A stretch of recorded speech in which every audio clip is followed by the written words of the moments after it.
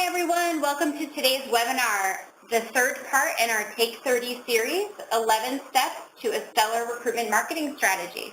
We're really excited you've joined us today. We've got a great presentation for you. I'd like to introduce today's speaker today, Chris Brablc. Chris is our Director of Product Marketing here at Smashfly, where he runs everything related to product marketing, including messaging and positioning, and is the key liaison between our product management team and marketing.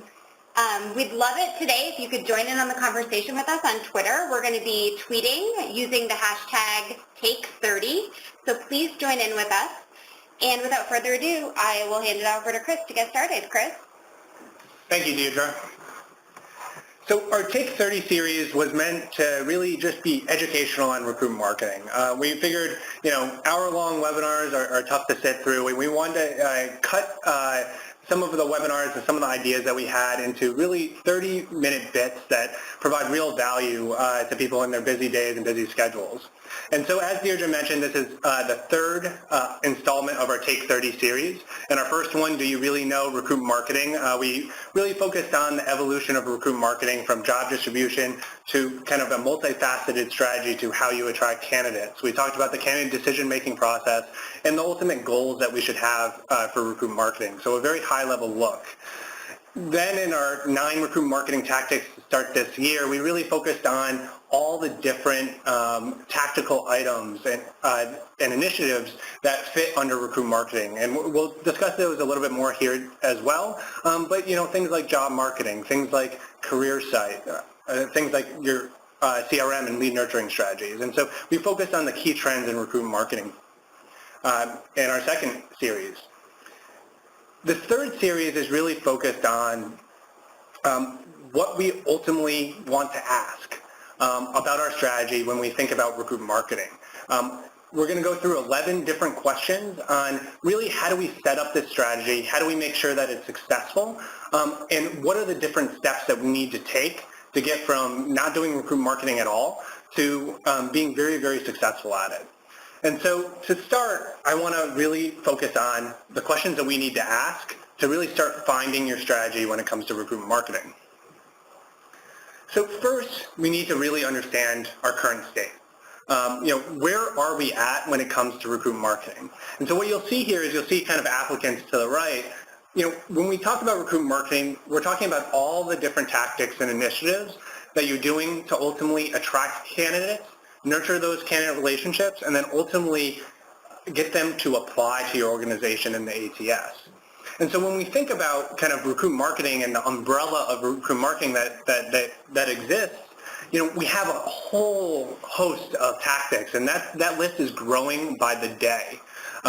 Whether it's career site, whether it's using content across all these channels, whether it's social media, SEO, the candidate experience, email nurturing. There's so many things that we can do from a recruitment marketing perspective and from a recruitment marketing strategy that we really need to understand, all right, what do we do today to ultimately try to attract candidates? And so when we think about it, that line of demarcation should be pretty easy to identify.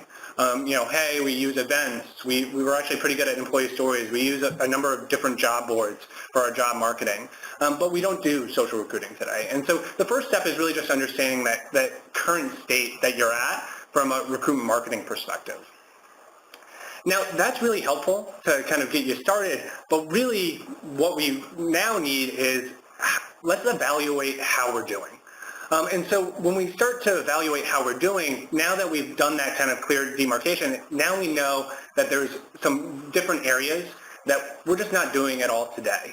Then there's also areas where the things that we're doing, some of them we're doing really well, but some of them we're not doing so well. So we're probably at a kind of a mid-state with that. We can definitely improve how we track our job marketing mix with job boards and other channels. We can improve how we do SEO on our career site or the pathway that we can do for a candidate experience, especially on the front end.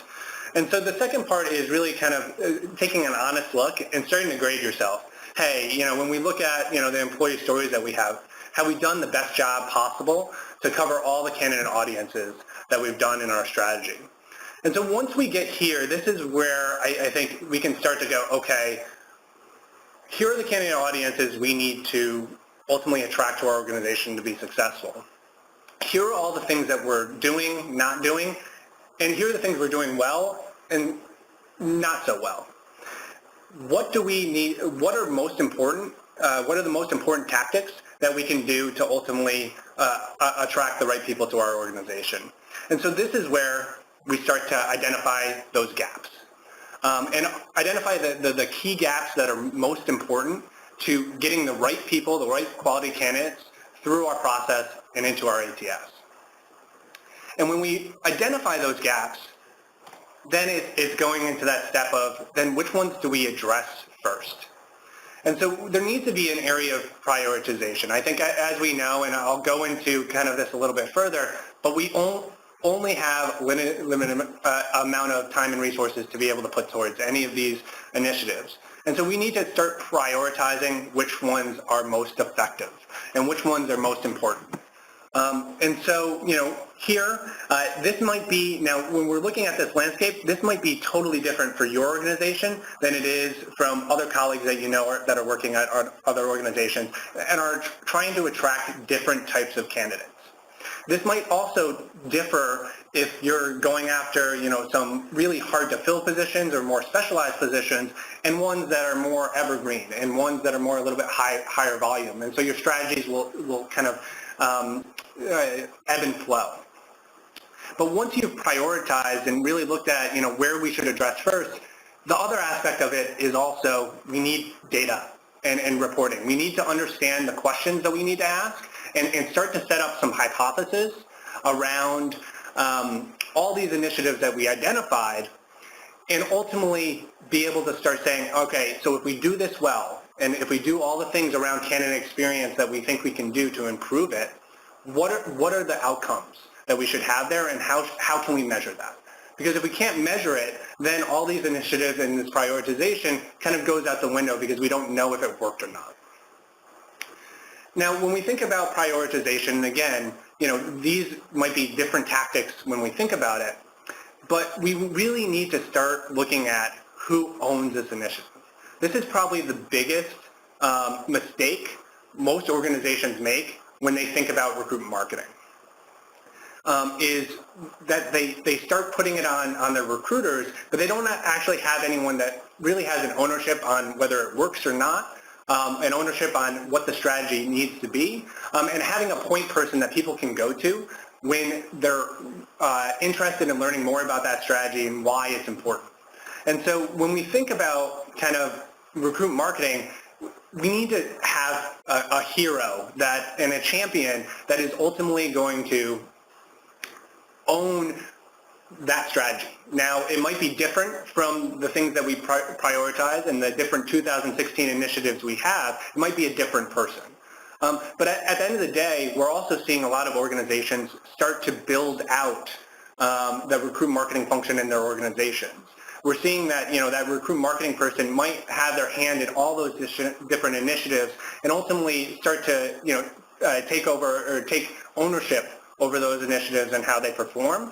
But we're also seeing them also start to bring in other thought leaders. So they might bring in somebody that's really good in social recruiting or really good at SEO in the career site.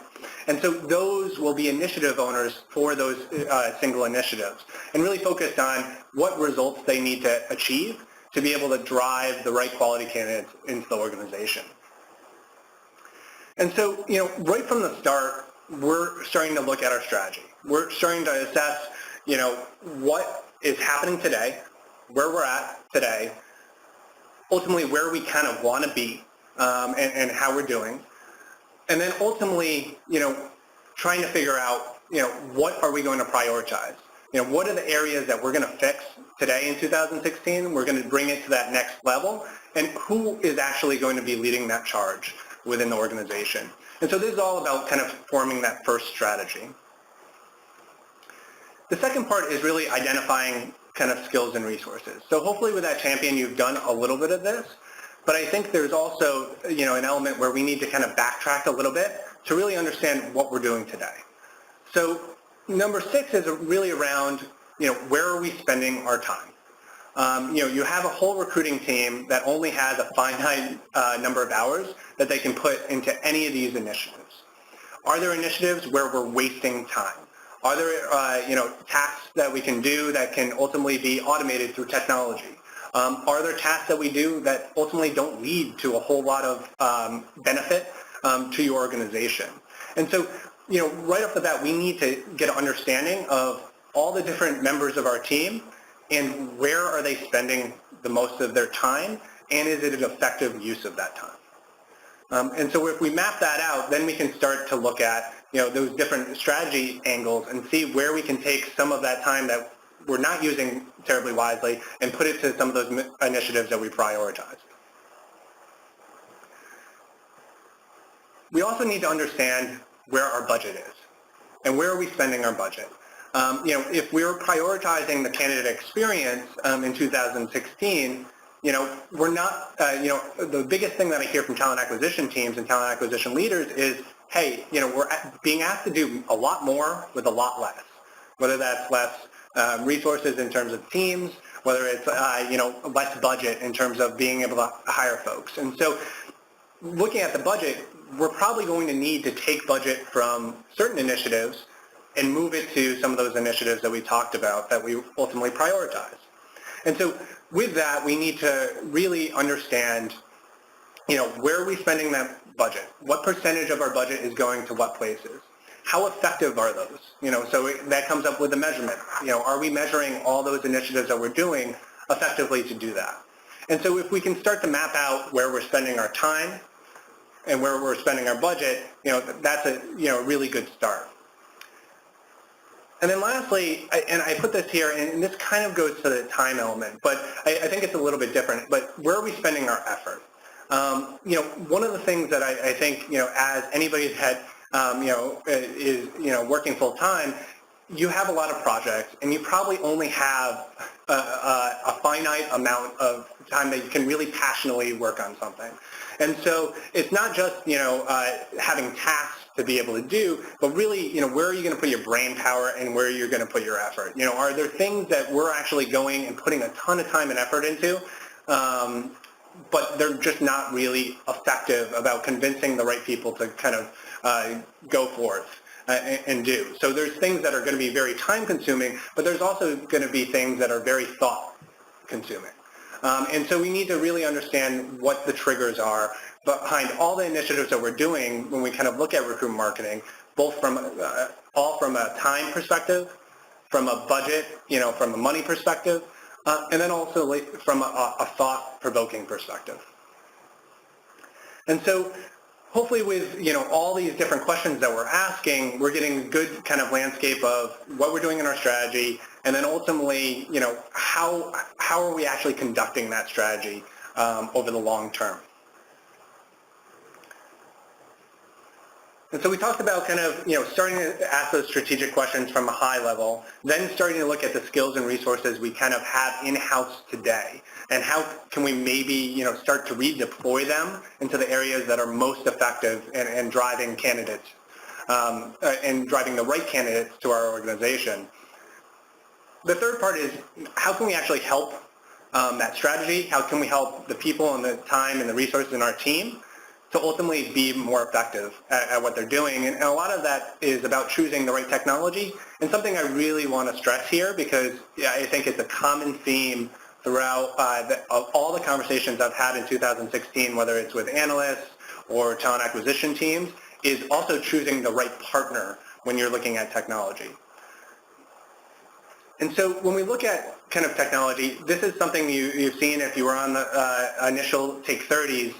You've probably seen this, but this is the candidate journey as we kind of discussed around it. It's about, how do candidates make decisions to move from not knowing you at all to ultimately moving to being kind of a qualified lead for us as an organization, so somebody that's educated on us, is interested in us, and then ultimately converting into an applicant by filling out our application process.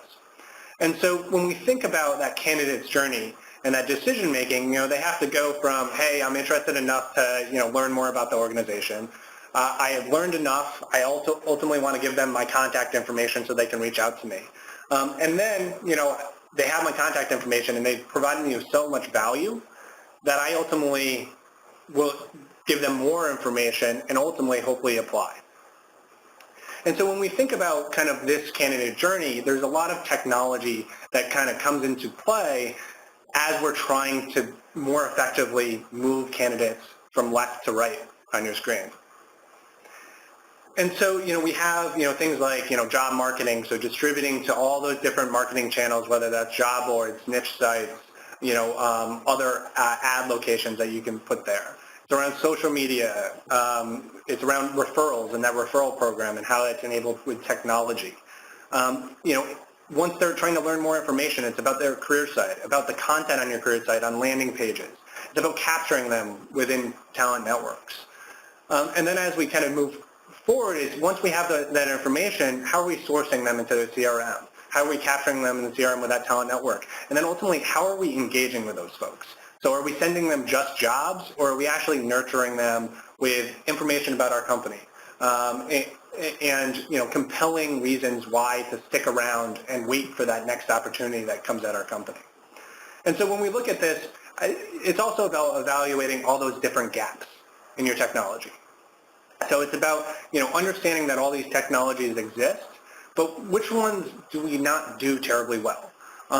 And also understanding how they need to work together and integrate to actually get the best use of it. So if you're using just CRM for sourcing, for example, how are we actually leveraging our career site and our job marketing channels to generate leads and start building pipelines in our CRM without our sourcers having to physically do that?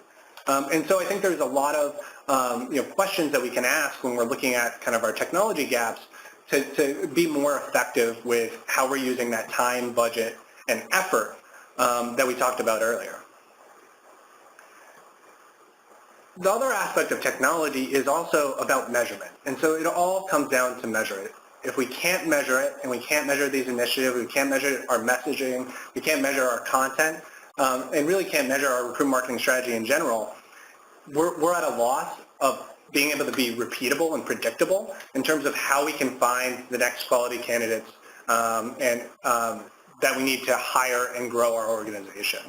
And so when we look at measurement, we need to start asking those questions around technology and how we measure all those initiatives that we talked about earlier, and how those technologies integrate together so that we can have one view of all these. Because when we look at all these initiatives, they're not siloed, and they shouldn't be siloed. And because at the end of the day, all we care about is them generating qualified applicants into our ATS. As long as they do that, we don't care which method that a quality candidate came into. And so job marketing shouldn't be siloed in terms of the data perspective from everything we're doing in our CRM to everything that we're doing on our career site. And so we need to make sure that we have that data together. We need to make sure that that data is in real time. And we need to also make sure that we trust that data and trust the source of that data. Because garbage in, from a data perspective, is probably even more harmful than no data at all, because then you can't trust the accuracy of that data. And so when we look at it from a technology perspective, we want to make sure that we have all that data in one place from our recruitment marketing strategy. And then lastly, the 11th step, and I know we went through this all very quickly, but the last step is really understanding, that you actually have a true partner from a vendor perspective. And so when we think about technology, yes, the technology is important. And the software that you kind of purchase and look into needs to be very comprehensive. It needs to have that data and that analytics bent to it so that you can actually report on all the activities that are happening there and really understand your strategy. But lastly, you're also partnering with that company to be able to provide value to your organization. And so when you're looking at your kind of recruitment marketing strategy, I think one thing that's missed is that you're going to have a whole team of people doing your recruitment marketing strategy, but your vendor needs to be part of that team. They need to, when you have conversations with them, there should be an element where you actually learn something from those conversations every time you speak with them. They need to be subject matter experts and be able to provide that better. And so I can't stress this enough, is that technology is really, really important when you're evaluating kind of all the different solutions out there, but the team is just as important as the technology. And so make sure to ask questions around that, around the customer success teams, around subject matter expertise, around what would you recommend we do with our strategy? Because I think that can give you some really insightful value on that, and the right partner can be very, very helpful in terms of how to use that technology to run that recruitment marketing strategy. And so, those are the 11 steps to kind of a stellar recruitment marketing strategy. As we said, we, first assess your current state, see where you're at today. And then with the things that you're doing, we need to grade it, and we need to honestly grade it. Be honest that, hey, we're not doing this terribly well, and maybe that's something we should focus on. Once we've kind of done that honest evaluation, we can start to identify the strategic gaps. When we think about the candidate personas we need to ultimately attract, identify which areas are most important to us. What are the things that we really want to tackle, at the beginning of 2016 to make that more effective. With that, we can then prioritize and set goals and make sure that those goals are measurable and that we can measure them so that we determine success or failure. You're going to fail a number of times, but we need to at least know that we did that so that we don't do that in the future. It's really important to have and determine a champion. Determine someone that is actually helping to run the strategy, that actually has skin in the game when we're measuring this and measuring success.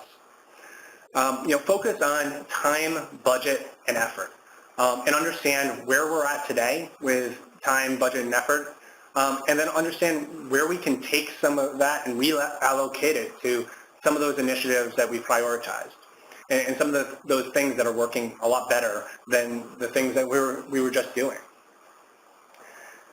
Then it's all about identifying our technology gaps.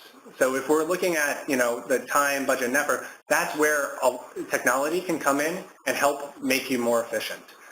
It's not going to, set up and replace everything, but it will hopefully allow your recruiters, your recruitment marketers to focus on the initiatives and focus on the relationship building that you need to be done, rather than focusing on those areas that take a lot of time and effort, but could be automated in some form or fashion. Lastly, it's about measuring every aspect of it, making sure that all the questions that you want to answer on all these strategies, on all these initiatives, that you can answer those, and then you have a backbone from a technology perspective to do that in real time. And then lastly, also focusing on the vendor relationship, making sure that you're choosing a vendor that understands the space well, understands how the technology fits into your strategy, and isn't just selling you a solution that ultimately you're going to have to figure it out. And so with that, I would like to pass it back to Deirdre, and so we can get to Q&A. Great, thank you, Chris. Before we get into the Q&A session, I do want to remind you that you can still submit questions in the Q&A panel in WebEx here. So we'll be accepting them throughout the presentation. If we don't get to your question live, we will be answering all of the questions following the webinar on our blog. Also, I'm going to answer the most asked question in every webinar. Will I get a copy of the recording and the slides? And the answer is yes. We will be sending the copies over to you within about 24 hours via email, so please be on the lookout for that. So without further ado, before we get into the Q&A, I do want to let everybody know about our next webinar. We are so excited about this webinar next week with Fistful of Talent. The topic is The Walking Dead, Reviving Your Talent Networks. We're going to be on our webinar with Chris Dunn, Tim Sackett, both from Fistful of Talent, as well as Darina Adamchak from Meyer. It's next Wednesday at 2 o'clock Eastern, and we will be including a registration link in our follow-up email. So let's get into the Q&A session here. Chris, great question that came in regarding benchmarks. Are there any benchmarks you suggest that I use to assess the current state of our recruitment marketing and help to grade the company?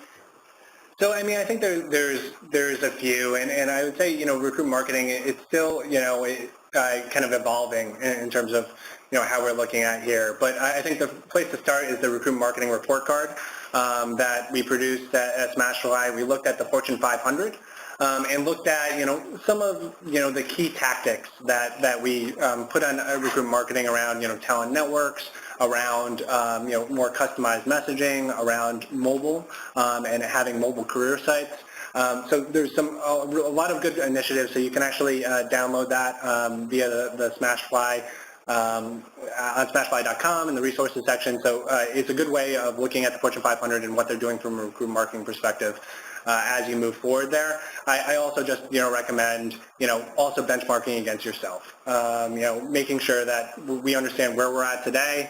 And then ultimately evaluating that on a pretty consistent basis. Thanks, Chris. Next question. You talked a little bit about finding an internal champion for recruitment marketing and recruitment marketing technology within my organization. So if I can't hire a team right now to really own and be dedicated to recruitment marketing, how can I leverage my existing team, and who really is the ideal champion within my company? Is it me as a talent acquisition leader?